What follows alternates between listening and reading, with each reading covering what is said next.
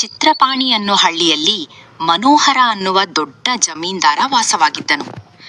ಮನೋಹರನ ಬಳಿ ಸಾಕಷ್ಟು ಆಸ್ತಿ ಅಂತಸ್ತು ಎಲ್ಲವೂ ಇತ್ತು.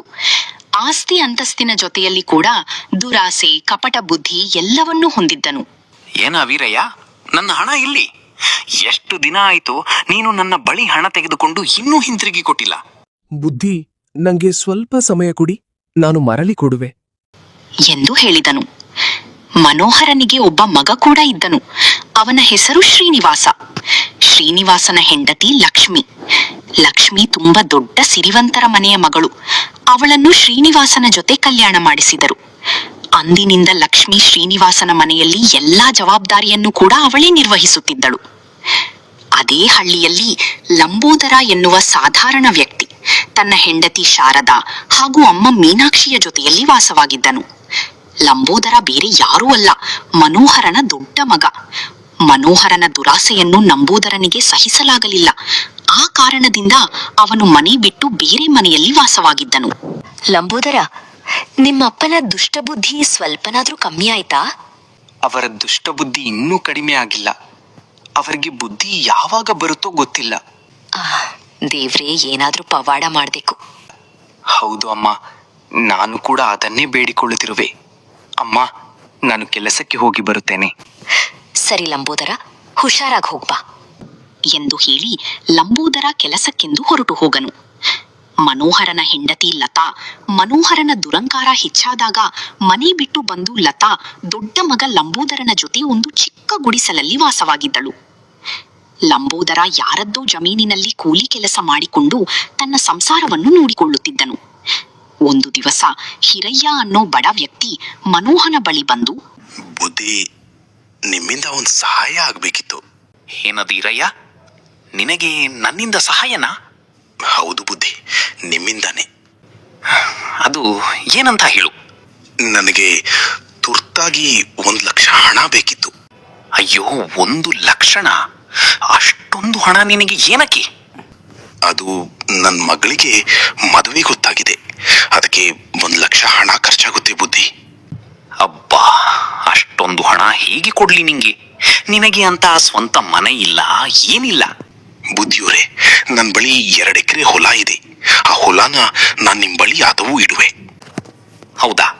ಹಾಗಾದ್ರೆ ಸರಿ, ನಾನು ನಿನಗೆ 1,00,000 ಹಣವನ್ನು ಕೊಡುತ್ತೇನೆ ಎಂದು ಹೇಳಿ ಮನೋಹರ ವೀರಯ್ಯನಿಗೆ 1,00,000 ಹಣವನ್ನು ಕೊಡುತ್ತಾನೆ. ಒಂದಷ್ಟು ಸಮಯ ಕಳೆಯುತ್ತಿದ್ದಂತೆ ಹಿರಯ್ಯ ಮನೋಹರನಿಗೆ ತಿಂಗಳಿಗೆ ಒಂದಷ್ಟು ಎಂದು ಬಡ್ಡಿಯನ್ನು ಕಟ್ಟುತ್ತಿದ್ದನು. ಹೀಗೆ ಕೆಲವು ದಿವಸ ಹಿರಯ್ಯ ಮನೋಹರನಿಗೆ ಬಡ್ಡಿಯನ್ನು ಕಟ್ಟುತ್ತಿದ್ದನು. ಇನ್ನೇನು ಹಿರಯ್ಯ ತೆಗೆದುಕೊಂಡಿದ್ದ ಸಾಲ ಮುಗಿಯುತ್ತದೆ ಎಂದುಕೊಂಡಾಗ ಹಿರಯ್ಯ ಮನೋಹರನ ಬಳಿ, ಬುದ್ಧಿಯವರೇ, ತೆಗೆದುಕೊಳ್ಳಿ, ಇಲ್ಲಿಗೆ ನಾನು ತೆಗೆದುಕೊಂಡಿದ್ದ ಸಾಲ ಮುಗಿಯಿತು. ಯಾರು ಹೇಳಿದ್ದು ನಿನಗೆ ನಿಮ್ಮ ಸಾಲ ಮುಗಿಯಿತು ಎಂದು? ಇನ್ನೂ 6 ತಿಂಗಳು ಹಣವನ್ನು ನೀನು ನನಗೆ ಕೊಡಬೇಕು. ಅಯ್ಯೋ ಬುದ್ಧಿಯವರೇ, ನೀವೇನ್ ಹೇಳ್ತಾ ಇದ್ದೀರಾ? ನನಗೆ ಒಂದು ಕೂಡ ಅರ್ಥ ಆಗ್ತಿಲ್ಲ. ಹೌದು ಹಿರಯ್ಯ, ನೀನು ಇಲ್ಲಿವರೆಗೆ ಬರೀ ಬಡ್ಡಿಯನ್ನೇ ಕಟ್ಟಿದೀಯಾ. ಇನ್ನೂ ಅಸಲು ತೀರಲು 6 ತಿಂಗಳು ಇದೆ. ಇಲ್ಲ ಬುದ್ಧಿ, ನಾನು ಎಲ್ಲಾ ಸಾಲವನ್ನು ತೀರಿಸಿದ್ದೇನೆ. ಇನ್ಯಾವುದೇ ಅಸಲು ಗಿಸಲು ಇಲ್ಲ. ಏನೋ ಹಿರಯ್ಯ, ಕಷ್ಟ ಅಂತ ಬಂದು ಹಣ ತೆಗೆದುಕೊಂಡು ಇವಾಗ ನನ್ನ ಹಣ ಕೊಡು ಎಂದರೆ ಏನೇನೋ ಹೇಳ್ತಿದ್ಯಾ. ಎಷ್ಟು ಧೈರ್ಯ ನಿನಗೆ? ಹಾಗಲ್ಲ ಬುದ್ಧಿ, ನಾನು ಎಲ್ಲಾ ಹಣವನ್ನು ತೀರಿಸಿದ್ದೇನೆ. ಇವಾಗ ಯಾವುದೇ ಅಸಲು ಕಟ್ಟುವ ಹಾಗೆ ಇಲ್ಲ. ನೋಡು ಹಿರಯ್ಯ, ನಾನು ಹೇಳಿದ್ದೇ ನ್ಯಾಯ, ನಾನು ಹೇಳಿದ್ದೇ ತೀರ್ಪು. ನೀನು ನನ್ನ ಸಾಲ ತೀರಿಸಲಿಲ್ಲ ಎಂದರೆ ನಿನ್ನ ಹೊಲ ನನ್ನದು ಎಂದು ಹೇಳಿದ್ದು ನೆನಪಿದೆ? ಹೌದು ದನಿ, ಆದರೇನೂ ಇಲ್ಲ, ಇದರೇನೂ ಇಲ್ಲ. ಒಂದು ಸಾಲ ತೀರಿಸು, ಇಲ್ಲ ನಿನ್ನ ಜಮೀನನ್ನು ನನಗೆ ಬಿಟ್ಟುಕೊಡು ಹೇಳಿದನು. ಹಿರಯ್ಯ ದಿಕ್ಕು ತೋಚದೆ ಅಲ್ಲಿಂದ ಹೊರಟು ಹೋಗನು. ಮನೋಹರ ಮಾತನಾಡಿದ ಎಲ್ಲಾ ವಿಷಯವನ್ನು ಕೇಳಿಸಿಕೊಂಡ ಶ್ರೀನಿವಾಸ ಲಕ್ಷ್ಮಿ ಮನೋಹರನ ಬಳಿ ಬಂದು, ಅಪ್ಪಾಜಿ, ನೀವು ಮಾಡಿದ್ದ ಸರಿ ಇಲ್ಲ. ನಾನೇನು ಮಾಡ್ಲಿ ಶ್ರೀನಿವಾಸ? ಅಪ್ಪ, ನೀವು ಆ ಹಿರಿಯನಿಗೆ ಮಾಡಿದ ಮೋಸವನ್ನು ನಾವು ದೂರದಿಂದ ನೋಡಿದ್ದೇನೆ. ಹೌದಾ? ಅದಕ್ಕೇನಂತೆ ಇವಾಗ? ಅಪ್ಪ, ನೀವು ತಪ್ಪು ಮಾಡ್ತಿದ್ದೀರಾ. ಈ ನಿಮ್ಮ ದುರಾಸೆಯಿಂದ ಅಣ್ಣ, ಅತಿಗೆ, ಅಮ್ಮ ನಮ್ಮನ್ನ ಬಿಟ್ಟು ಹೋಗಿರೋದು. ನೋಡು ಶ್ರೀನಿವಾಸ, ನೀನು ನಿನ್ನ ಕೆಲಸವನ್ನು ನೀನು ನೋಡಿಕೋ, ಹೆಚ್ಚಿಗೆ ಮಾತಾಡಬೇಡ. ಗೊತ್ತಾಯ್ತಾ? ಇಲ್ಲ ಅಂದ್ರೆ ನಿನ್ನ ಕೂಡ ಮನೆಯಿಂದ ಆಚೆ ಹಾಕುವೆ. ಅಯ್ಯೋ, ನಿಮ್ ಜೊತೆ ಇರುವುದಕ್ಕಿಂತ ಆಚೆ ಹೋಗೋದೇ ಒಳ್ಳೇದು ಎಂದು ಹೇಳಿ ಶ್ರೀನಿವಾಸ ತನ್ನ ಅಣ್ಣನ ಮನೆಗೆ ಬಂದನು. ಶ್ರೀನಿವಾಸ, ನೀನೇನಿಲ್ಲಿ? ಅಣ್ಣ, ಆ ಅಪ್ಪನ ದುಷ್ಟ ಬುದ್ಧಿ ದಿನದಿಂದ ದಿನಕ್ಕೆ ಹೆಚ್ಚಾಗುತ್ತಲೇ ಇದೆ. ಅದೇ ಅಣ್ಣ, ಆ ಹಿರಯ್ಯ ಇದ್ರಲ್ಲ, ಅವರು ಅಪ್ಪನ ಬಳಿ ಮಗಳ ಮದುವೆಗೆ ಎಂದು 1 ಲಕ್ಷ ಹಣ ತೆಗೆದುಕೊಂಡಿದ್ದರು. ಅವರು ಸರಿಯಾದ ಸಮಯಕ್ಕೆ ಬಡ್ಡಿ ಅಸಲು ಕಟ್ಟಿದರು.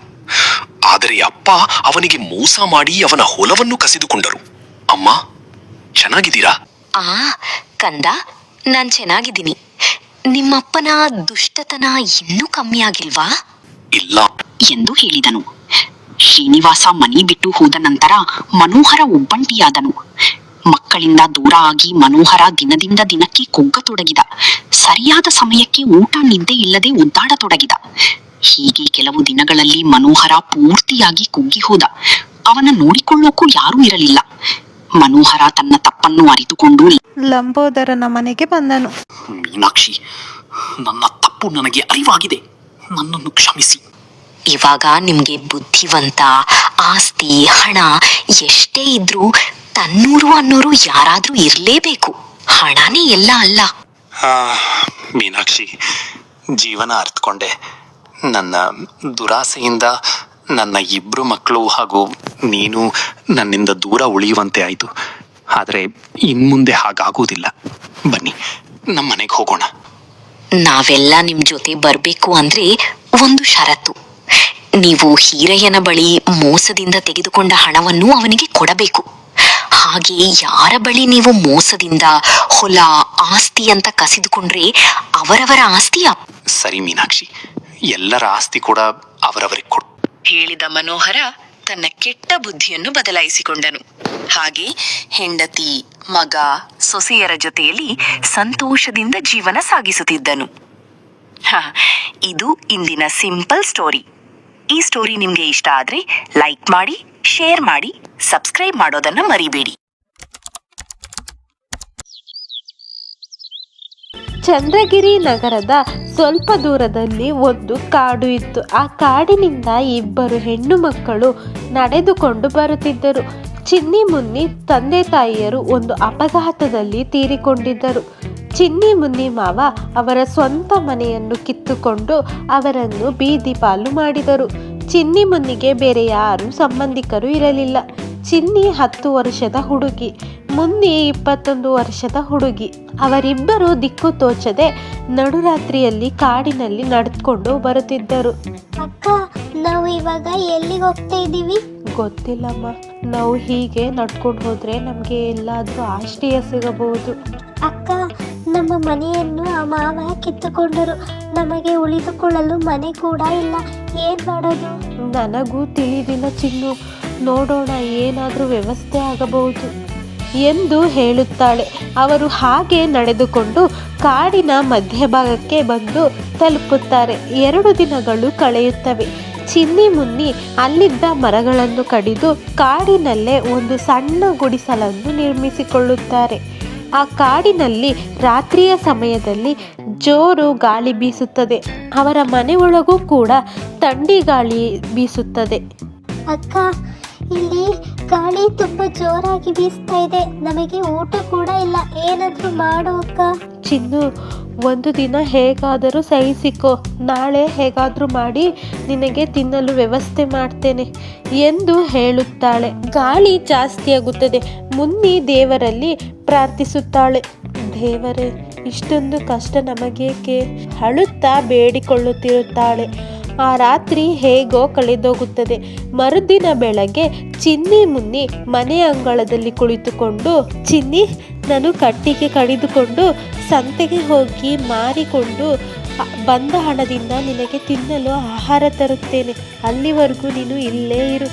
ಅಕ್ಕ, ಇಲ್ಲಿ ನಾನು ಒಬ್ಬಳೇ ಇರಬೇಕೆ? ನನಗೆ ಭಯವಾಗುತ್ತದೆ. ಏನೂ ಆಗೋದಿಲ್ಲ, ನಾನು ಬೇಗ ಬಂದು ಬಿಡುತ್ತೇನೆ ಎಂದು ಹೇಳಿ ಮುನ್ನಿ ಕಾಡಿನಲ್ಲಿ ಮರ ಕಡಿದು ಆ ಸೌದೆಯನ್ನು ಸಂತೆಗೆ ತೆಗೆದುಕೊಂಡು ಹೋಗಿ ಮಾರಿದಳು. ಬಂದ ಹಣದಿಂದ ಮುನ್ನಿಗೋಸ್ಕರ ಊಟ ತೆಗೆದುಕೊಂಡು ಬರುವಾಗ ಇಬ್ಬರು ಹುಡುಗರು ಮುನ್ನಿನ ಅಡ್ಡಗಟ್ಟಿದರು, ಅವಳನ್ನು ರೇಗಿಸುತ್ತಿದ್ದರು. ಆ ಸಮಯದಲ್ಲಿ ಒಬ್ಬ ಹುಡುಗ ಕಾರಿನಲ್ಲಿ ಬಂದಿದ್ದನು. ಅವನು ಮುನ್ನಿಗೆ ಸಹಾಯ ಮಾಡಲು ಮುಂದಾದನು. ಯಾರೋ ನೀನು, ಹೋಗ್ರೋ ಇಲ್ಲಿಂದ, ಇಲ್ಲ ಅಂದ್ರೆ ಪೊಲೀಸರನ್ನ ಕರಿತೇನೆ ಎಂದು ಹೆದರಿಸಿದನು. ಆ ಹುಡುಗರು ಅಲ್ಲಿಂದ ಹೊರಟು ಹೋದರು.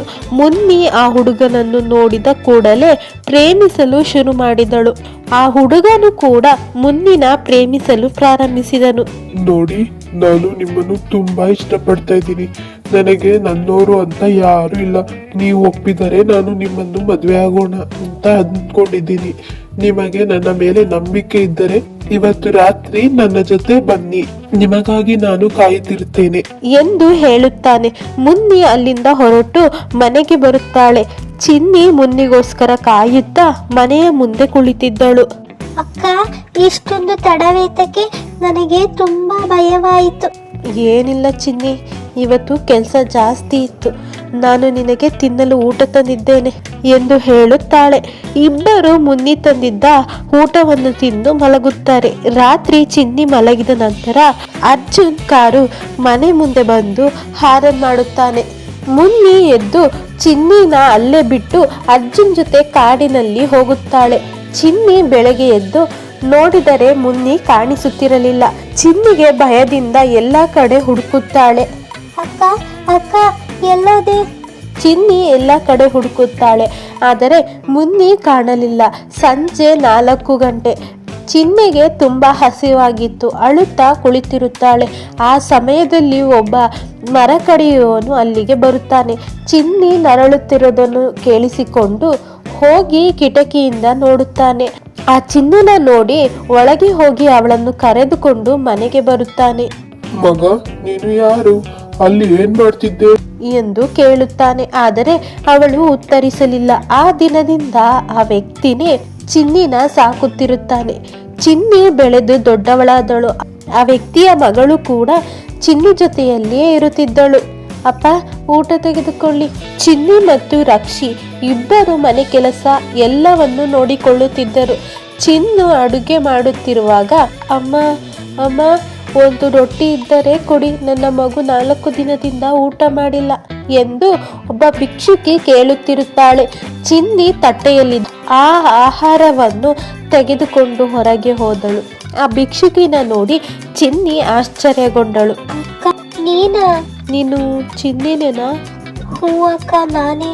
ನಿನ್ನ ಪರಿಸ್ಥಿತಿ ಏನಕ್ಕ ಇದು? ಎಂದು ಅಲ್ಲೇ ಕುಸಿದು ಅಳುತ್ತಾಳೆ.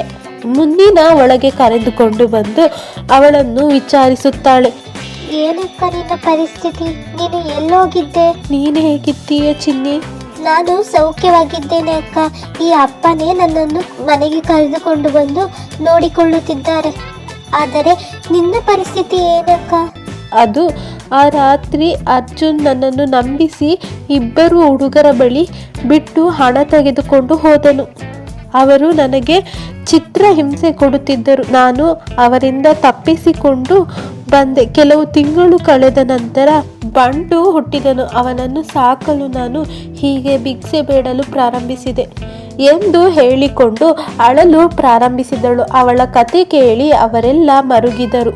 ಇದು ಇಂದಿನ ಚಿಕ್ಕ ನೀತಿ ಕತೆ. ಈ ಕತೆ ಏನಾದರೂ ನಿಮಗೆ ಇಷ್ಟ ಆದರೆ ಲೈಕ್ ಮಾಡಿ, ಶೇರ್ ಮಾಡಿ, ಸಬ್ಸ್ಕ್ರೈಬ್ ಮಾಡಿ. ಪುರಿ ನಗರದಲ್ಲಿ ಈಶ್ವರಯ್ಯ ಅನ್ನುವ ವ್ಯಕ್ತಿ ವಾಸವಾಗಿದ್ದನು. ಈಶ್ವರಯ್ಯನಿಗೆ 2 ಹೆಣ್ಣು ಮಕ್ಕಳಿದ್ದರು. ಈಶ್ವರಯ್ಯನ ಹೆಣ್ಣು ಮಕ್ಕಳು ಅಂದರೆ ಸೋನು ಮೋನು ಮದುವೆ ವಯಸ್ಸಿಗೆ ಬಂದಿದ್ದರು. ಈಶ್ವರಯ್ಯ ಸೋನು ಬಳಿ ಬಂದು, ನೋಡಮ್ಮ ಸೋನು, ನಾನು ನಿನಗೆ ಮದುವೆ ಮಾಡಲು ವರನನ್ನು ಹುಡುಕಿದ್ದೀನಿ. ನೀನು ಅವನನ್ನೇ ಮದುವೆ ಆಗಬೇಕು. ಆಗಲ್ಲಪ್ಪ, ನನಗೆ ಇಷ್ಟು ಬೇಗ ಮದುವೆ ಬೇಡ. ನನಗೆ ಮದುವೆ ಆಗಲು ಇಷ್ಟ ಇಲ್ಲ. ನೋಡು, ನೀನು ಹೇಳಿದ ಹಾಗೆ ಕೇಳೋದಕ್ಕೆ ಆಗೋದಿಲ್ಲ. ನಾನು ಹೇಳಿದ್ದು ನೀನು ಕೇಳಬೇಕು ಅಷ್ಟೇ. ಇಲ್ಲ ಅಪ್ಪ, ದಯವಿಟ್ಟು ನನಗೆ ಮದುವೆಯಾಗು ಎಂದು ಒತ್ತಾಯ ಮಾಡಬೇಡಿ ಎಂದು ಹೇಳಿದಳು. ಈಶ್ವರಯ್ಯ ಕೋಪಗೊಂಡು, ನನ್ನ ಮಾತನ್ನು ಇಡೀ ಹಳ್ಳಿನೇ ಕೇಳುತ್ತದೆ, ಆದರೆ ನನ್ನ ಮಗಳಾಗಿ ನೀನು ನನ್ನ ಮಾತನ್ನು ಕೇಳುತ್ತಿಲ್ಲ. ನೀನು ನನ್ನ ಮಾತನ್ನು ಕೇಳಿದರೆ ಒಳ್ಳೆಯದು, ಇಲ್ಲ ಅಂದರೆ ನಿನಗೆ ತಕ್ಕ ಶಿಕ್ಷೆ ಕೊಡುತ್ತೇನೆ ಎಂದು ಹೇಳಿದರು. ಆದರೂ ಸೋನು ಈಶ್ವರಯ್ಯನ ಮಾತನ್ನು ಕೇಳಲಿಲ್ಲ. ಕೊನೆಗೆ ಈಶ್ವರಯ್ಯ, ಯಾರಲ್ಲಿ ಸೋನುವನ್ನು ಕರೆದುಕೊಂಡು ಹೋಗಿ ಒಂದು ಕೋಣೆಯಲ್ಲಿ ಬಂಧಿಸಿ ಎಂದು ಹೇಳಿದರು. ಈಶ್ವರಯ್ಯನ ಆಳುಗಳು ಸೋನುನ ಕರೆದುಕೊಂಡು ಹೋಗಿ ಒಂದು ಕೋಣೆಯಲ್ಲಿ ಬಂಧಿಸಿದರು. ಸೋನು ತುಂಬ ದುಃಖಗೊಂಡು ತನ್ನ ನೋವನ್ನು ಯಾರತ್ರ ಹೇಳಿಕೊಳ್ಳೋದು ಎಂದು ಚಿಂತಿಸುತ್ತಾ ಅಳುತ್ತಾ ಕುಳಿತಿದ್ದಳು. ಆವಾಗ ಒಬ್ಬ ಸುಂದರಿ ಸೋನು ಇದ್ದ ಕೋಣೆಗೆ ಬಂದಳು. ಯಾರು ನೀವು? ಇಲ್ಲಿಗೆ ಹೇಗೆ ಬಂದ್ರಿ? ನಾನು ಪಕ್ಕದ ಊರಿನ ಮುತ್ತಯ್ಯನ ಮಗಳು. ಅದು ಸರಿ, ನೀವು ಇಲ್ಲಿಗೆ ಏಕೆ ಬಂದ್ರಿ? ವಿಷಯ ಬಂದಿತು. ನೀನು ಪಕ್ಕದ ಊರಿನ ಶಿವಯ್ಯನ ಮಗನನ್ನು ಮದುವೆಯಾಗುವೆಯಂತೆ. ನನಗೊಂದು ವಿಷಯ ಹೇಳಬೇಕಿತ್ತು. ಹೇಳಿ, ಅದು ಏನು? ನಾನು ಪಕ್ಕದ ಊರಿನ ಶ್ರೀಮಂತ ವ್ಯಕ್ತಿ ಮುತ್ತಯ್ಯನ ಮಗಳು. ನನಗೆ ನನ್ನ ತಂದೆಯವರು ಒಂದು ಹುಡುಗನನ್ನು ನೋಡಿ ಮದುವೆ ಮಾಡಿದ್ದರು. ಮದುವೆ ಆದ ನಂತರ ಸ್ವಲ್ಪ ಕಾಲ ಎಲ್ಲವೂ ಸರಿಯಾಗಿತ್ತು. ಆದರೆ ಅದು ಹೆಚ್ಚು ದಿನ ಉಳಿಯಲಿಲ್ಲ. ಆ ಹುಡುಗ ತುಂಬ ಮೋಸಗಾರನಾಗಿದ್ದನು. ಮದುವೆ ಆಗಿದ್ದು ನನ್ನ ತಂದೆ ಬಳಿ ಇದ್ದ ಆಸ್ತಿಯನ್ನು ಕಬಳಿಸೋಕೆ ಎಂದು ನಂತರ ಗೊತ್ತಾಯಿತು. ತಂದೆ ಆಸ್ತಿ ಕಬಳಿಸೋಕೆ ವಿಷಯ ಗೊತ್ತಾಗಿ ನಾನು ನನ್ನ ತಂದೆಯ ಬಳಿ ಹೇಳಲು ಹೋಗುವಾಗ ನನ್ನನ್ನು ತಡೆದು ಚಿತ್ರಹಿಂಸೆ ಕೊಟ್ಟು ಕೊಂದರು. ಅಂದರೆ ನೀವು ಆತ್ಮನ? ಭಯಪಡಬೇಡ, ನಾನು ನಿನಗೆ ಏನೂ ಮಾಡೋದಿಲ್ಲ. ನನಗೆ ಅನ್ಯಾಯ ಮಾಡಿದ ಹುಡುಗನ ಜೊತೆಯಲ್ಲಿಯೇ ನಿನ್ನ ಮದುವೆ ಮಾಡಬೇಕು ಎಂದು ನಿಮ್ಮ ತಂದೆ ನಿರ್ಧರಿಸಿರೋದು. ಇವಾಗ ಏನು ಮಾಡೋದು? ಹೇಗಾದರೂ ಮಾಡಿ ಬುದ್ಧಿ ಕಲಿಸಬೇಕು. ಅದೇನೋ ಸರಿ, ಆದರೆ ಅದು ಹೇಗೆ ಎಂದು ಕೇಳಿದಳು. ಆ ಸುಂದರಿ ಸೋನು ಕಿವಿಯಲ್ಲಿ ಏನೋ ಹೇಳಿದಳು. ಅಲ್ಲಿಂದ ಮಾಯವಾದಳು. ಮರುದಿನ ಆ ಹುಡುಗನ ಜೊತೆ ಸೋನು ಮದುವೆಯಾಯಿತು. ಒಂದು ದಿನ ಸೋನು ಆ ಹುಡುಗನನ್ನು ದೇವಸ್ಥಾನಕ್ಕೆ ಹೋಗೋಣ ಎಂದು ಕರೆದುಕೊಂಡು ಒಂದು ಗುಹೆಗೆ ಹೋದಳು. ಆ ಗುಹೆಯಲ್ಲಿದ್ದ ಪಾತಾಳಕ್ಕೆ ಆ ಹುಡುಗನನ್ನು ತಳ್ಳಿದಳು. ಆ ಕ್ಷಣ ಅಲ್ಲಿ ಏನು ವಿಚಿತ್ರವಾಗಿ ನಡೆಯಿತು. ಒಬ್ಬ ಗಂಧರ್ವಂಗೆ ಜೀವ ಬಂದು ಸೋನು ಮುಂದೆ ಪ್ರತ್ಯಕ್ಷವಾಯಿತು. ಆ ದೇವತೆ ಶಾಪ ವಿಮೋಚನೆ ಮಾಡಿದ್ದಕ್ಕೆ ಸೋನು ಬಳಿ ಕೃತಜ್ಞತೆ ತಿಳಿಸಿದರು ಹಾಗೂ ತಾವು ಯಾಕೆ ಶಿಲೆಯಾಗಿದ್ದೆ ಎಂದು ತಿಳಿಸಿದರು. ಅಲ್ಲಿಂದ ಮನೆಗೆ ಹೋದಳು.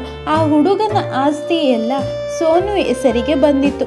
ಸೋನು ತಂದೆ ಈಶ್ವರಯ್ಯ ಸೋನು ಬಳಿ ಬಂದು ತನ್ನ ತಪ್ಪನ್ನು ಅರಿತು ಕ್ಷಮೆ ಕೇಳಿದರು. ಆದರೆ ಸೋನು ಅದನ್ನು ಕ್ಷಮಿಸಲಿಲ್ಲ. ಆ ಊರಿನಲ್ಲಿ ಸೋನು ನ್ಯಾಯ, ನಿಷ್ಠೆ, ಪ್ರಾಮಾಣಿಕತೆಯಿಂದ ಜೀವನ ನಡೆಸುತ್ತಾ ತನ್ನ ಸುತ್ತಮುತ್ತ ಇರುವ ವ್ಯಕ್ತಿಗಳನ್ನು ಕೂಡ ಪ್ರೀತಿಯಿಂದ ನೋಡಿಕೊಳ್ಳುತ್ತಿದ್ದಳು. ಹಣದ ಮೇಲಿನ ಆಸೆ ನಮ್ಮನ್ನು ಎಲ್ಲಿಂದ ಎಲ್ಲಿಗೋ ಕರೆದುಕೊಂಡು ಹೋಗುತ್ತದೆ. ಹಣ ನಮ್ಮ ಕೈಯಿಂದ ಏನು ಬೇಕಾದರೂ ಮಾಡಿಸುತ್ತೆ. ನಾವು ಹಣಕ್ಕೆ ಕೊಡುವ ಆದ್ಯತೆಯನ್ನು ನಮ್ಮವರಿಗೆ ಕೊಟ್ಟರೆ ಅವರ ಪ್ರೀತಿ, ಗೌರವ ಎಲ್ಲವನ್ನು ಪಡೆಯಬಹುದು. ಇದು ಇಂದಿನ ನೀತಿ ಕತೆ. ಈ ಕತೆ ಏನಾದರೂ ನಿಮಗೆ ಇಷ್ಟ ಆಗಿದ್ರೆ ಲೈಕ್ ಮಾಡಿ, ಶೇರ್ ಮಾಡಿ, ಪ್ಲೀಸ್ ಸಪೋರ್ಟ್ ಮಾಡಿ. ಧನ್ಯವಾದ. ವಿದ್ಯಾಪುರಂ ಗ್ರಾಮದಲ್ಲಿ ಗಜಪತಿ ಅನ್ನುವ ಯುವಕನೋರ್ವ ವಾಸವಾಗಿದ್ದನು. ಗಜಪತಿಗೆ ಅಪ್ಪ, ಅಮ್ಮ, ತನ್ನೋರು ಅನ್ನುವ ಯಾವ ಸಂಬಂಧ ಕೂಡ ಇರಲಿಲ್ಲ. ಗಜಪತಿ ತುಂಬ ಬುದ್ಧಿವಂತ, ಧೈರ್ಯಶಾಲಿ ಹಾಗೂ ಕಷ್ಟದಲ್ಲಿ ಇರುವವರಿಗೆ ಸಹಾಯ ಮಾಡುವ ಮನೋಭಾವವನ್ನು ಹೊಂದಿದ್ದನು. ಗಜಪತಿ ಯಾರೇ ಕಷ್ಟದಲ್ಲಿ ಇದ್ದಾರೆ ಎಂದರೆ ಅವರಿಗೆ ಸಹಾಯ ಮಾಡುತ್ತಿದ್ದನು. ಗಜಪತಿ ವಿದ್ಯಾಭ್ಯಾಸ ಮಾಡಿ ಒಳ್ಳೆ ಕೆಲಸದಲ್ಲೇನೂ ಇರಲಿಲ್ಲ. ಬದಲಿಗೆ ಒಂದು ಚಿಕ್ಕ ಕೆಲಸ ಮಾಡಿಕೊಂಡು ಜೀವನ ಸಾಗಿಸುತ್ತಿದ್ದನು. ಗಜಪತಿ ಕೆಲಸಕ್ಕೆಂದು ಹೋಗುವ ದಾರಿಯಲ್ಲಿ ಒಬ್ಬ ಬಡ ವಯಸ್ಸಾದ ವೃದ್ಧನ ಹಣವನ್ನು ಒಬ್ಬ ಕಳ್ಳ ಕಸಿದುಕೊಂಡು ಹೋಗಿ ಓಡಿ ಹೋಗುತ್ತಿದ್ದನು. ಇದನ್ನು ನೋಡಿ, ಕಳ್ಳ ಹಿಡ್ಕೊಳ್ಳಿ, ನನ್ನ ಹಣ ಕಸಿದುಕೊಂಡು ಓಡಿ ಹೋಗುತ್ತಿದ್ದಾನೆ ಎಂದು ಜೋರಾಗಿ ಕೂಗಿಕೊಂಡು ಓಡಿ ಬರುತ್ತಿದ್ದನು. ಯಾಕಯ್ಯ, ಏನಾಯಿತು? ಇಷ್ಟೊಂದು ಜೋರಾಗಿ ಕೂಗಿಕೊಂಡು ಬರುತ್ತಿದ್ದೀರಲ್ಲ? ಕಳ್ಳ ಕಣಪ್ಪ, ನನ್ನ ಹಣ ಕಸಿದುಕೊಂಡು ಹೋಗಿದ್ದಾನೆ. ಏನು ಯೋಚಿಸಬೇಡಿ, ನಾನು ನಿಮ್ಮ ಹಣವನ್ನು ಹಿಂತೆಗೆದುಕೊಂಡು ಬರುತ್ತೇನೆ ಎಂದು ಹೇಳಿ ಕಳ್ಳನ ಹಿಂದೆ ಓಡಿ ಹೋದನು. ಓಡುವ ಭರದಲ್ಲಿ ಒಬ್ಬ ಋಷಿಗೆ ಗುದ್ದಿ ಬೀಳಿಸಿದನು. ಋಷಿ ಕೋಪದಲ್ಲಿ, ಹೇ ಮಾನವ, ನನ್ನನ್ನೇ ಗುದ್ದಿ ನೆಲಕ್ಕೆ ಬೀಳಿಸಿದ್ದೀಯಾ? ನಿನ್ನ ಮದುವೆಯಾಗುವ ಹುಡುಗಿಯೊಬ್ಬಳು ಕಳ್ಳಿಯಾಗಿರಲಿ, ಅವಳನ್ನು ಮದುವೆಯಾಗಿ ನೀನು ಕೂಡ ಕಳ್ಳನಾಗುವೆ. ಇದು ನನ್ನ ಶಾಪ. ಋಷಿಮುನಿಗಳೇ, ದಯವಿಟ್ಟು ಕ್ಷಮಿಸಿ. ನಾನು ಓಡುವ ಭರದಲ್ಲಿ ಈ ಅತಾಚೂರ್ಯ ನಡೆಯಿತು. ದಯವಿಟ್ಟು ಕ್ಷಮಿಸಿ. ನಾನು ಬೇಕು ಎಂದು ನಿಮಗೆ ಗುದ್ದಲಿಲ್ಲ. ಯಾರೋ ಒಬ್ಬ ಕಳ್ಳತನ ಮಾಡಿಕೊಂಡು ಓಡಿ ಹೋಗುತ್ತಿದ್ದನು. ಅವನನ್ನು ಹಿಡಿಯಲು ಹೋಗಿ ಗುದ್ದಿದೆ. ಕ್ಷಮಿಸಿ. ನೀನು ನನ್ನ ಬೀಳಿಸಿದಲ್ಲದೆ ಆ ಅಬದ್ಧವನ್ನು ನುಡಿಯುತ್ತಿದ್ದೀಯ. ಆ ಹುಡುಗ ಹೇಳುತ್ತಿರುವುದು ನಿಜ. ಯಾರೋ ಒಬ್ಬ ಕಳ್ಳ ನನ್ನ ಹಣವನ್ನು ಕಸಿದುಕೊಂಡು ಓಡಿ ಹೋಗುತ್ತಿದ್ದನು. ಅವನನ್ನು ಹಿಡಿಯಲು ಹೋಗಿ ನಿಮಗೆ ತಪ್ಪಾಗಿ ಗುದ್ದಿದನು. ದಯಮಾಡಿ ನಿಮ್ಮ ಶಾಪವನ್ನು ಹಿಂತೆಗೆದುಕೊಳ್ಳಿ. ನಾನು ಒಂದು ಸಾರಿ ಶಾಪವನ್ನು ನೀಡಿದ ಮೇಲೆ ಅದನ್ನು ಹಿಂತೆಗೆದುಕೊಳ್ಳಲಾಗುವುದಿಲ್ಲ. ಆದರೆ ಶಾಪ ವಿಮೋಚನೆ ಹೇಗೆ ಮಾಡೋದು ಎಂದು ಹೇಳಬಲ್ಲೆ. ದಯಮಾಡಿ ಹೇಳಿ ಸ್ವಾಮಿ. ಯಾವುದೇ ಒಂದು ಹುಡುಗಿ ನಿನ್ನನ್ನು ಪ್ರೇಮಿಸಿ ವಿವಾಹವಾದರೆ ನಾನು ಕೊಟ್ಟ ಶಾಪ ವಿಮೋಚನೆಯಾಗುತ್ತದೆ ಎಂದು ಹೇಳಿದರು. ಗಜಪತಿ ವಾಸವಾಗಿದ್ದ ಗ್ರಾಮದ ಪಕ್ಕ ವಿಂಧ್ಯ ಗ್ರಾಮ ಇತ್ತು. ಆ ಗ್ರಾಮದಲ್ಲಿ ಗಮ್ಯ ಅನ್ನುವ ಹುಡುಗಿಯೊಬ್ಬಳು ಇದ್ದಳು. ಗಮ್ಯಳಿಗೆ ತನ್ನ ಮನೆಯಲ್ಲಿ ಮದುವೆ ಮಾಡಲು ಹುಡುಗನನ್ನು ಹುಡುಕುತ್ತಿದ್ದರು. ಆದರೆ ಗಮ್ಯನಿಗೆ ಯಾವ ಹುಡುಗ ಕೂಡ ಹಿಡಿಸುವುದಿಲ್ಲ. ಗಮ್ಯನಿಗೆ ತನ್ನ ಹುಡುಗ ಒಬ್ಬ ಸಾಧಾರಣ, ಸುಂದರ, ಒಳ್ಳೆ ಗುಣವಿರುವ ಹುಡುಗನನ್ನು ಮದುವೆಯಾಗಬೇಕು ಎಂದು ಇಚ್ಛಿಸುತ್ತಿದ್ದಳು. ಒಂದು ದಿನ ಗಜಪತಿ ಕೆಲಸಕ್ಕೆಂದು ವಿಂಧ್ಯ ಗ್ರಾಮಕ್ಕೆ ಬಂದಿದ್ದನು. ಗಮ್ಯ ಕಾಣಿಸಿಕೊಂಡಳು. ಗಜಪತಿಗೆ ವಿಂಧ್ಯ ತುಂಬಾನೇ ಇಷ್ಟ ಆದಳು. ಗಜಪತಿ ಬರುವ ದಾರಿಯಲ್ಲಿ ಗಮ್ಯ ಗಜಪತಿಯನ್ನು ನೋಡಿದಳು. ಅವಳಿಗೆ ಗಜಪತಿ ಹಿಡಿಸಿದನು. ಆದರೆ ಇವನು ಒಳ್ಳೆ ಹುಡುಗನ ಇಲ್ಲ ಗುಣನಡತೆ ಹೇಗಿರಬಹುದು ಎಂದು ತಿಳಿದುಕೊಳ್ಳಲು ಯೋಚಿಸಿದಳು. ಗಜಪತಿ ಅಲ್ಲಿದ್ದ ವೃದ್ಧೆಯೊಬ್ಬರಿಗೆ ನಡೆಯಲು ಆಗುತ್ತಿರಲಿಲ್ಲ. ಗಜಪತಿ ಅವರಿಗೆ ನಡೆಯಲು ಸಹಾಯ ಮಾಡಿದನು. ಹಾಗೆ ಆ ಬಡ ವೃದ್ಧೆಗೆ ತಿನ್ನಲು ಕೊಡುತ್ತಾನೆ. ಅದನ್ನು ನೋಡಿದ ಗಮ್ಯಳಿಗೆ ಗಜಪತಿಯ ನಡವಳಿಕೆ ತುಂಬಾನೇ ಇಷ್ಟವಾಗುತ್ತದೆ. ಅವಾಗಿನಿಂದ ಗಮ್ಯ ಗಜಪತಿಯನ್ನು ಪ್ರೇಮಿಸಲು ಶುರು ಮಾಡಿದಳು. ಗಜಪತಿ ಪ್ರತಿದಿನ ಕೆಲಸಕ್ಕೆಂದು ವಿಂಧ್ಯ ಗ್ರಾಮಕ್ಕೆ ಹೋಗುತ್ತಿದ್ದನು. ಗಜಪತಿಯನ್ನು ನೋಡಲು ಗಮ್ಯ ದಿನಾಲು ಬರುತ್ತಿದ್ದಳು. ಮರೆಯಲ್ಲಿ ನಿಂತು ಅವನನ್ನು ನೋಡಿಕೊಂಡು ಹೋಗುತ್ತಿದ್ದಳು. ಒಂದಷ್ಟು ದಿನ ಹೀಗೆ ಕಳೆಯಿತು. ಗಮ್ಯ ಗಜಪತಿ ಹತ್ತಿರ ಬಂದು ತನ್ನ ಪ್ರೇಮವನ್ನು ಹೇಳಿಕೊಂಡಳು. ಗಜಪತಿ ಕೂಡ ಅವಳನ್ನು ಪ್ರೇಮಿಸುತ್ತಿದ್ದೇನೆ ಎಂದು ಹೇಳಿದನು. ನಂತರ ಅವರಿಬ್ಬರು ಮದುವೆ ಮಾಡಿಕೊಂಡರು. ಆ ಋಷಿವರ್ಯ ಬಂದು ಗಜಪತಿಗೆ ಕೊಟ್ಟಿದ್ದ ಶಾಪ ವಿಮೋಚನೆಯಾಗಿದೆ ಎಂದು ತಿಳಿಸಿದರು. ಗಜಪತಿ ಗಮ್ಯಳ ಜೋಡಿ ತುಂಬ ಸಂತೋಷದಿಂದ ಜೀವನ ನಡೆಸುತ್ತಿದ್ದರು. ಕೋಪದಲ್ಲಿ ಹೇಳಿದ ಮಾತು ಬದುಕನ್ನೇ ಬದಲಾಯಿಸಿತು. ಆ ದಿನ ಜನರೆಲ್ಲ ಎದ್ದು ತಮ್ಮ ತಮ್ಮ ಕೆಲಸವನ್ನು ಮಾಡ್ತಾ ಇದ್ರು. ಆದರೆ ಅದೇ ಹಳ್ಳಿಯಲ್ಲಿರುವ ಮನೆಗಳಲ್ಲಿ ಯುದ್ಧದ ವಾತಾವರಣ ಇತ್ತು. ಯಾಕಂದ್ರೆ ಎಲ್ಲ ಮನೆಯಲ್ಲಿಯೂ ಮಕ್ಕಳಿದ್ರು. ಅದು ಆ ಹಳ್ಳಿಯ ಕೊನೆಯ ಮನೆ. ಶಾಂತಮ್ಮ ಬೆಳಗ್ಗೆ ಎದ್ದು ಮನೆ ಕೆಲಸ ಮಾಡ್ತಾ ಇದ್ಲು. ಆದರೆ ಅವಳ ಮಗ ಇನ್ನೂ ಮಲಗಿದ್ದನು. ಚಿನ್ಮಯಿ, ಚಿನ್ಮಯಿ, ಎದ್ದೇಳಪ್ಪ. ಸೂರ್ಯ ನೆತ್ತಿ ಮೇಲ್ ಬಂದಿದ್ದಾನೆ. ಅಮ್ಮ, ನಾನು ಇನ್ನೂ ಸ್ವಲ್ಪ ಹೊತ್ತು ಮಲಗ್ತೇನೆ. ಚಿನ್ಮಯಿ, ನೋಡು, ಈ ಹಳ್ಳಿಯ ಮಕ್ಕಳೆಲ್ಲ ಎದ್ದು ತಮ್ಮ ತಮ್ಮ ಕೆಲಸದಲ್ಲಿ ಮುಳುಗಿದ್ದಾರೆ. ನೀನ್ ನೋಡಿದ್ರೆ ಇನ್ನೂ ಮಲಗಿದ್ಯಾ? ಅಮ್ಮ, ಇಷ್ಟು ಬೇಗ ಎದ್ದು ಏನ್ ಮಾಡ್ಬೇಕು ನಾನು? ನೋಡು, ಆ ಪಕ್ಕದ ಮನೆಯ ಶಿಶುಪಾಲ ಬೇಗ ಎದ್ದು ಅವ್ರ ಅಮ್ಮನಿಗೆ ಕೆಲಸದಲ್ಲಿ ಸಹಾಯ ಮಾಡ್ತಾ ಇದ್ದಾನೆ. ನೀನಿದ್ಯಾ ಸೂರ್ಯ ನೆತ್ತಿ ಮೇಲ್ ಬಂದ್ 12 ಆದ್ರೂ ಇನ್ನೂ ಹಾಸಿಗೆ ಬಿಟ್ಟು ಎದ್ದೇಳಿಲ್ಲ. ಅಮ್ಮ, ಯಾವಾಗ್ಲೂ ನೋಡಿದ್ರು ಅವನ್ ನೋಡಿ ಕಲಿ ಅಂತೀರಿಯಲ್ಲ. ನಿನ್ನ ಬದ್ಲಿಗೆ ಆ ಶಿಶುಪಾಲನೇ ನನ್ನ ಮಗನಾಗಿದ್ರೆ ಒಳ್ಳೇದಾಗ್ತಾ ಇತ್ತು. ಹಾಗಾದ್ರೆ ಅವನ್ನೇ ಕರ್ಕೊಂಡ್ ಬಂದು ನಿಮ್ ಮಗನಾಗಿಟ್ಕೊಳ್ಳಿ ಹೇಳಿದಳು. ಚಿನ್ಮಯ್ ಹೊರಟು ಹೋದನು. ಶಾಂತಮ್ಮ ಮನೆಯ ಪಕ್ಕದಲ್ಲಿ ಗಿರಿಜಾ ಅನ್ನೋ ಹೆಂಡಸು ತನ್ನ ಸಂಸಾರದ ಜೊತೆಯಲ್ಲಿ ಜೀವನ ಸ್ನೇಹಿತ ರಾಮ್ ಮನೆಯ ತುಂಬಾ ತಿಂಡಿಗಳನ್ನು ತಿಂದು ಅದರ ಕವರ್ಗಳನ್ನು ಮನೆಯ ತುಂಬಾ ಹರಡಿದ್ದನು. ಏನ್ ರಾಮ್, ಇದೇನು ಮನಿನಾ ಇಲ್ಲ ಕಾಸು ತೊಟ್ಟಿನ ತಿಂಡಿಗಳನ್ನ ತಿಂದು ಅಲ್ಲಲ್ಲಿ ಕಸ ಹಾಕ್ತೀಯ? ಅಮ್ಮ, ನೀವು ನನ್ಗೆ ತೊಂದರೆ ಕೊಡ್ಬೇಡಿ. ನಾನು ಟಿವಿ ನೋಡ್ತಾ ಇದ್ದೀನಿ. ರಾಮ್, ನಿಂದು ತುಂಬಾನೇ ಜಾಸ್ತಿ ಆಯ್ತು. ಇದೆಲ್ಲ ಸರಿ ಇರೋದಿಲ್ಲ. ನಿನ್ನ ನೋಡ್ತಾ ಇದ್ರೆ 4 ಹೋದೇ ಕೊಡ್ಬೇಕು ಅಂತ ಅನಿಸ್ತಾ ಇದೆ. ಅಮ್ಮ, ಇವಾಗ ನಾನು ಏನ್ ಮಾಡ್ದೆ ಅಂತ ಇಷ್ಟೆಲ್ಲ ಬೈತಾ ಇರೋದು ನೀವು? ನೋಡು ನೋಡು, ಆ ಪಕ್ಕದ ಮನೆಯ ಚಿನ್ಮಯ್ ಬೆಳಿಗ್ಗೆ ಬೇಗ ಎದ್ದು ಸ್ನಾನ ಮಾಡಿ ಚೆನ್ನಾಗಿರೋ ಬಟ್ಟೆ ತೊಟ್ಟು ಓಡಾಡ್ತಾ ಇರ್ತಾನೆ. ಅವನ ನೋಡಿ ಸ್ವಲ್ಪನಾದ್ರೂ ಕಲಿ. ಯಾಕಮ್ಮ ನೀನ್ ಯಾವಾಗ್ಲೂ ಅವರನ್ನ ನೋಡಿ ಕಲಿ, ಇವರನ್ನ ನೋಡಿ ಕಲಿ ಅಂತ ಇರ್ತೀರಲ್ಲ? ಹೌದು, ನನಗೆ ಚಿನ್ಮಯ್ ಅಂದ್ರೆ ತುಂಬಾನೇ ಇಷ್ಟ. ಹಾಗಾದ್ರೆ ನೀವು ಅವನನ್ನ ಕರ್ಕೊಬಂದು ನಿಮ್ಮ ಮನೆಯಲ್ಲಿ ಇಟ್ಕೊಳ್ಳಿ. ನಾನು ಮನೆ ಬಿಟ್ಟು ಹೋಗ್ತಾ ಇದ್ದೀನಿ ಎಂದು ಹೇಳಿ ಕೋಪ ಮಾಡಿಕೊಂಡು ರಾಮ ಹೊರಟು ಹೋದನು. ಇತ್ತ ಅದೇ ಹಳ್ಳಿಯಲ್ಲಿ ನೀತಿ ಎನ್ನುವ ಹೆಂಡಸಿದ್ದಳು. ಅವಳಿಗೆ ಶಿಶುಪಾಲನು ಒಬ್ಬ ಮಗ ಕೂಡ ಇದ್ದನು. ಚಿನ್ಮಯ್ ಮತ್ತು ರಾಮು ಕಥೆ ಒಂದು ರೀತಿಯಾದ್ರೆ ಶಿಶುಪಾಲನ ಕಥೆ ಇನ್ನೊಂದು ರೀತಿ. ಶಿಶುಪಾಲ ತುಂಬಾ ಬುದ್ಧಿವಂತ. ಶಾಲೆಯಲ್ಲಿ ಅವನೇ ಮೊದಲ ಸ್ಥಾನದಲ್ಲಿದ್ದನು. ಆದರೆ ಶಿಶುಪಾಲ ಮನೆಯಿಂದ ಆಚೆ ಹೋದರೆ ಮನೆಗೆ ಬರೋದು ಸಂಜೆನೆ. ಅವನನ್ನು ಮನೆಯೊಳಗೆ ಇರಿಸಿಕೊಳ್ಳೋದು ತುಂಬಾನೇ ಕಷ್ಟವಾಗಿತ್ತು. ಏನ್ ಶಿಶುಪಾಲ, ಯಾವಾಗ ನೋಡಿದ್ರು ಆಟ ಆಟ ಅಂತ ಆಚೆ ಕಡೆನೇ ಇರ್ತೀಯಲ್ಲ? ನಿನ್ಗೆ ಮನೆ ಇದೆ ಅಂತ ನೆನಪಿದ್ಯಾ ಇಲ್ವಾ? ಅಯ್ಯೋ ಅಮ್ಮ, ನಾನು ನನ್ನ ಸ್ನೇಹಿತನ ಜೊತೆ ಆಟ ಆಡೋದಕ್ಕೆ ಹೋಗಿದ್ದೆ. ಯಾವಾಗ ನೋಡಿದ್ರು ಆಟ ಆಟ ಅಂತಾನೆ ಇರ್ತೀಯಲ್ಲ? ನಿನ್ಗೆ ಓದೋದು ಬರೆಯೋದು ಅಂತ ಏನೂ ಇಲ್ವಾ? ಅಮ್ಮ ಕೂಲ್, ನಾನು ಶಾಲೆಯಲ್ಲಿ ಎಲ್ಲವನ್ನೂ ಓದಿ ಮುಗಿಸಿದ್ದೇನೆ. ಏನಾದ್ರೂ ಕೇಳಿದ್ರೆ ಸಾಕು ಅಮ್ಮ ಸ್ಕೂಲು, ಅಮ್ಮ ಕೂಲ್ ಅಂತಿರ್ತೀಯ. ಎದುರುಗಡೆ ಮನೆಯ ರಾಮನ್ನ ನೋಡಿ ಕಲಿ. ಅವನು ಅವ್ರ ಅಮ್ಮಂಗೆ ಎದುರು ನುಡಿಯೋದೇ ಇಲ್ಲ. ಹಾಗಾದ್ರೆ ನೀವು ಅವನನ್ನೇ ಕರ್ಕೊಂಡು ಬಂದು ಮನೆಯಲ್ಲಿ ಇಟ್ಕೊಳ್ಳಿ, ನಾನು ಹೋಗ್ತೇನೆ ಎಂದು ಹೇಳಿ ಶಿಶುಪಾಲ ಹೊರಟು ಹೋದ.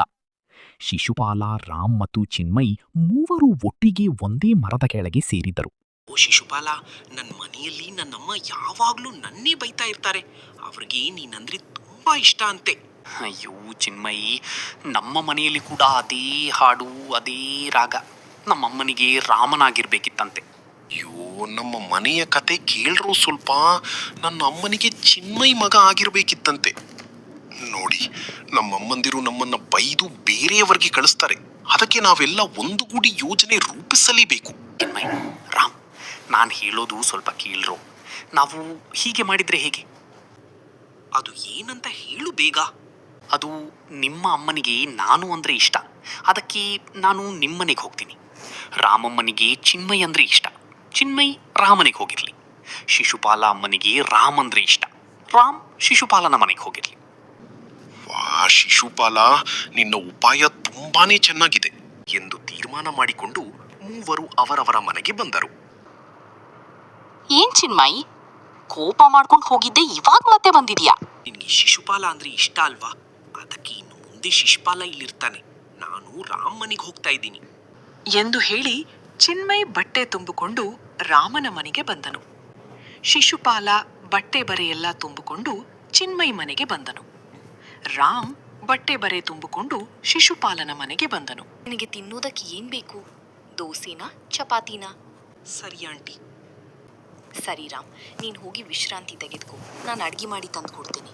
ಲಾ, ನಿನ್ಗೂ ಊಟ ಸಿದ್ಧ ಮಾಡಿಟ್ಟಿದ್ದೀನಿ, ನೀನ್ ಹೋಗು ಊಟ ಮಾಡು ಕಂದ ಬೇಕು ಎಂದು ಹೇಳಿದಳು. ಎಂದು ಹೇಳಿದನು. ಎಂದು ಹೇಳಿದ. ಹೀಗೆ ಕೆಲವು ದಿವಸ ಇಲ್ಲದ ಬೇರೆಯವರ ಮನೆಯಲ್ಲಿ ಇದ್ದರು. ಅವರನ್ನು ಅವರ ಅಮ್ಮಂದಿರು ತುಂಬಾನೇ ಚೆನ್ನಾಗಿ ನೋಡ್ಕೊಳ್ತಾ ಇದ್ರು. ಏನು ಬಯ್ಯದೆ ಅವರು ಕೇಳಿದ್ದನ್ನು ಮಾಡಿಕೊಡುತ್ತಿದ್ದರು. ಒಂದು ದಿವಸ ಎಲ್ಲಾ ಮಕ್ಕಳು ಅವರಿದ್ದ ಮನೆಯ ಬಳಿ ಹೋಗಿ, ಆಂಟಿ, ನೀವ್ ಯಾಕೆ ನನ್ನ ಬೇಗನೆ ಎದ್ದೇಳಿಸಿಲ್ಲ? ಕಂದ, ನಿನಗ್ ಬೈಯೋದ್ರೆ ನಿನಗ್ ಬೇಜಾರಾಗತ್ತೆ ಅಲ್ವಾ? ನನ್ ಮಗನಾಗಿದ್ದಿ ಅಂದ್ರೆ 4 ಕೊಟ್ಟು ಹೇಳಿ ಎಂದು ಹೇಳಿದರು. ಅದನ್ನು ಕೇಳಿ ಚಿನ್ಮಯ್ ದುಃಖಪಟ್ಟನ. ಹೀಗೆ ಎಲ್ಲಾ ಅಮ್ಮಂದಿರು ಹೀಗೆ ಹೇಳಿದರು. ಅದನ್ನು ಕೇಳಿ ಆ ಮಕ್ಕಳಿಗೆ ಅಮ್ಮನ ಬೆಲೆ ತಿಳಿಯಿತು. ಅವರು ಅವರವರ ಮನೆಗೆ ಮರಳಿ ಬಂದರು. ಎಲ್ಲಾ ಮಕ್ಕಳು ತಮ್ಮ ತಮ್ಮಂದಿರ ಬಳಿ ಕ್ಷಮೆ ಕೇಳಿದರು. ಮರುದಿನ ಚಿನ್ಮಯ್ ಬೇಗ ಎದ್ದು ಮನೆ ಕೆಲಸದಲ್ಲಿ ಅಮ್ಮನಿಗೆ ಸಹಾಯ ಮಾಡಿದನು. ರಾಮ್ ಬೇಗ ಬೇಗನೆ ಎಲ್ಲಾ ವಸ್ತುಗಳು ಆಧಾರದ ಜಾಗದಲ್ಲಿ ಜೋಡಿಸಿ ಇಟ್ಟಿದನು. ಅದನ್ನು ನೋಡಿ ರಾಮ್ ಅಮ್ಮ ತುಂಬಾನೇ ಖುಷಿಪಟ್ಟರು. ಇನ್ನು ಶಿಶುಪಾಲ ಬೇಗ ಬೇಗ ಹೋಮ್ವರ್ಕ್ ಅಂತ ಎಲ್ಲವನ್ನೂ ಮುಗಿಸಿ ಓದಿಕೊಳ್ಳುತ್ತಾ ಮನೆಯಲ್ಲಿದ್ದನು. ಮಕ್ಕಳ ಬದಲಾವಣೆ ಕಂಡು ಅಮ್ಮಂದಿರಿಗೆ ತುಂಬಾನೇ ಸಂತೋಷವಾಯಿತು. ಇದೇ ಇಂದಿನ ಸಿಂಪಲ್ ಸ್ಟೋರಿ. ಸ್ಟೋರಿ ಏನಾದರೂ ನಿಮಗೆ ಇಷ್ಟ ಆದರೆ ಲೈಕ್ ಮಾಡಿ, ಶೇರ್ ಮಾಡಿ, ಸಬ್ಸ್ಕ್ರೈಬ್ ಮಾಡೋದನ್ನ ಮರಿಬೇಡಿ. ಧನ್ಯವಾದ.